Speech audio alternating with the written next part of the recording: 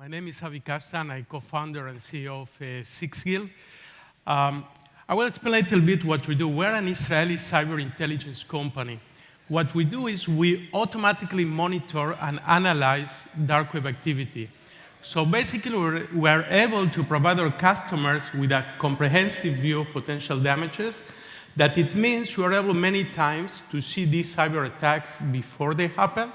We are also able to provide with data leaks of sensitive information, and we provide our customers with real-time alerts, real-time prioritized alerts.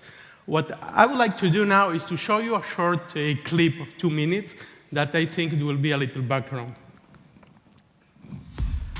The web is much larger than you can ever imagine. Only 4% of the web is visible to Google and other known search engines. The other 96%, the deep and dark web, cannot be accessed via Google and other known search engines.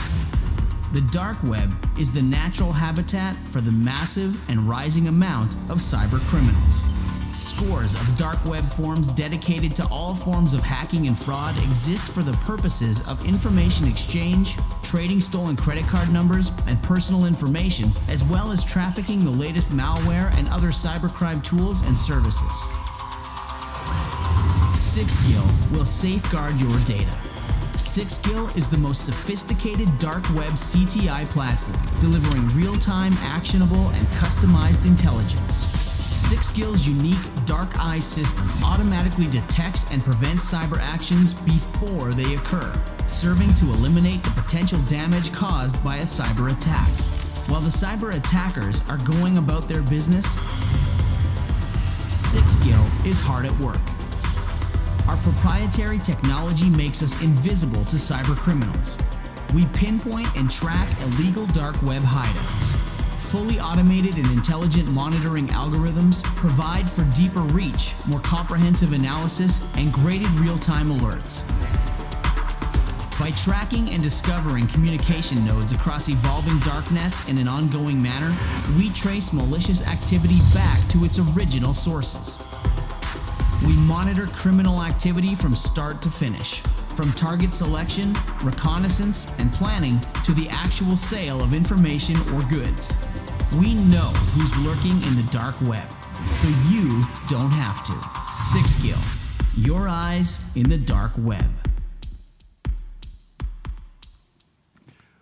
Okay, before I continue, we'll give such a very short highlight. We are headquarters in Israel. Most of the people that come, they come from the intelligence services in Israel. We have won several prizes, including the most promising companies in UNESCO. I will explain a little bit for those of us that may be a little less familiar with dark web and deep web and what it is. First of all, there are two basic concepts. There is the deep web or hidden web. That is everything that is not indexed by regular search engines, like Google, for example. And then there is another concept that is called dark web, that is a subgroup of the deep web that, besides these characteristics, all the communication is anonymous and encrypted. So that's the definition of what it is.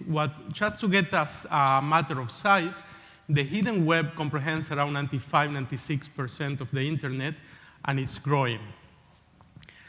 Now, I would like to speak a little bit about what there is there.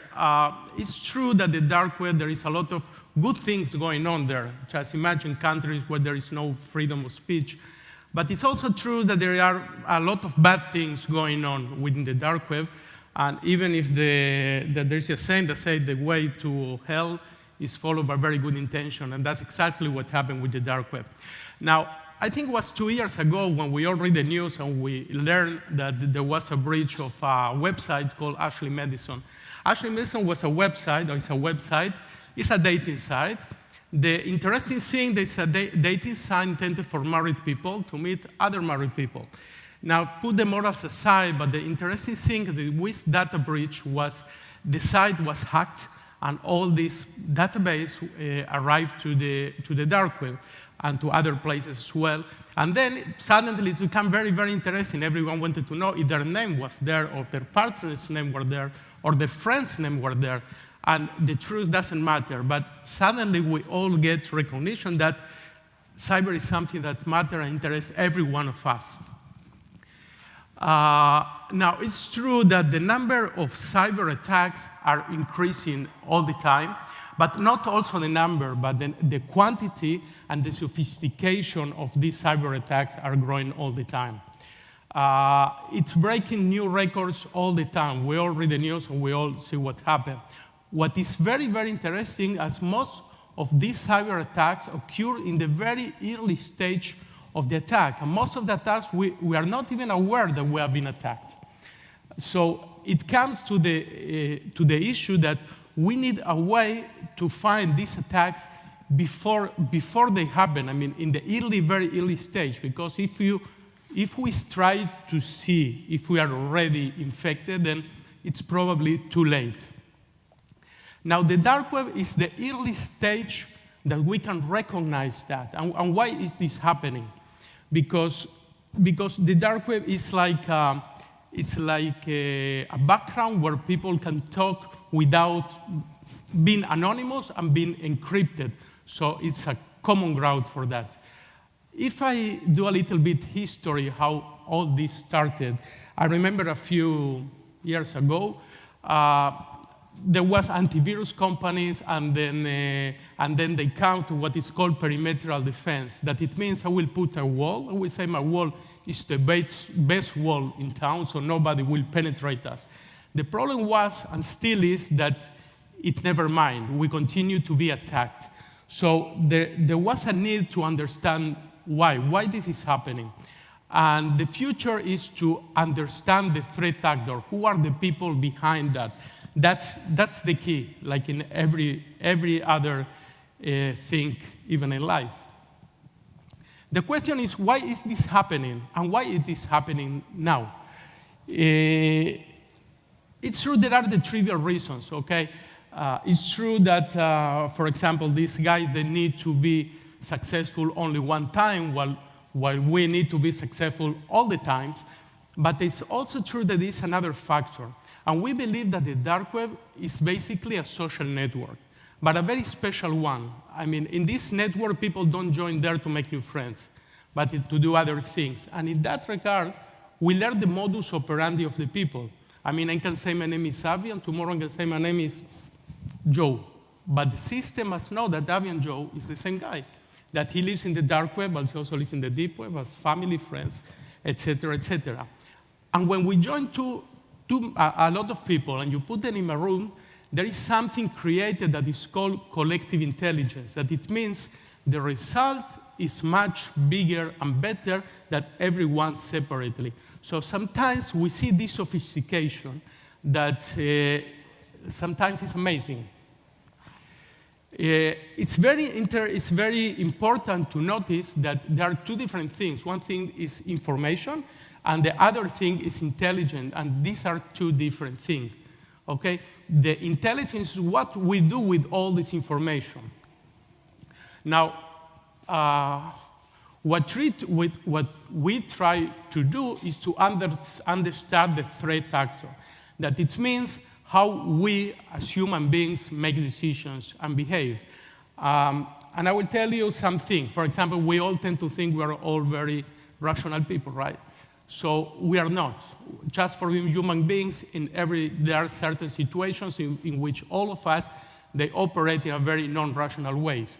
But how? How do we operate? What are the buttons that we need to push for that? And this is something that must be understood. I will skip a little bit the picture of the system, but I will say we have developed several technologies, okay? Some technologies include, for example, one of the challenges you have in the dark web, there is no Google, there is no normal search engine. So first question that you may ask is, okay, how do you know where to go, right? We have developed a technology that we call it hidden service locator, that it finds exactly where those things are.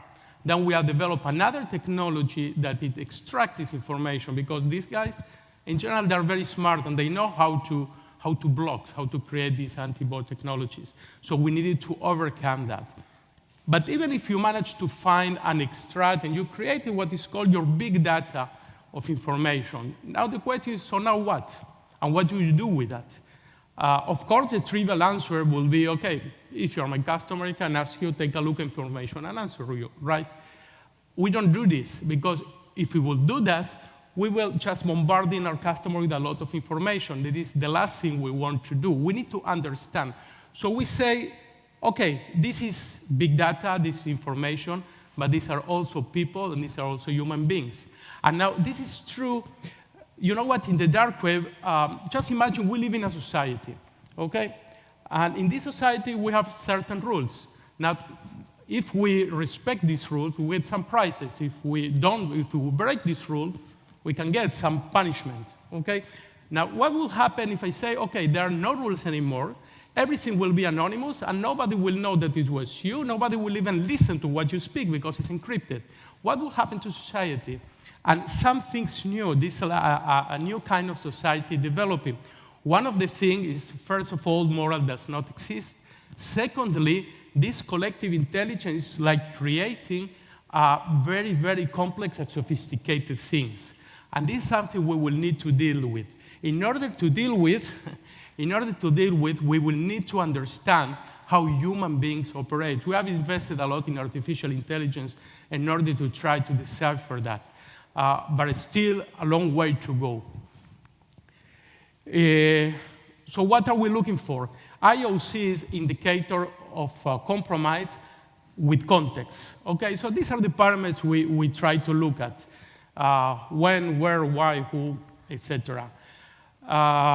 We try to see the contextual and situational risks, and we try to understand the bigger picture. So just to summarize, and I would like, I have 3 more minutes, so I would like to leave maybe 2 minutes for questions. The real challenge is to connect the dots. There is very different to say data and information than to create intelligence. Information can disturb, it does not get to the real picture, okay? We need to produce intelligence by knowing the threat actors, by knowing the human behavior, by knowing the people behind that, okay?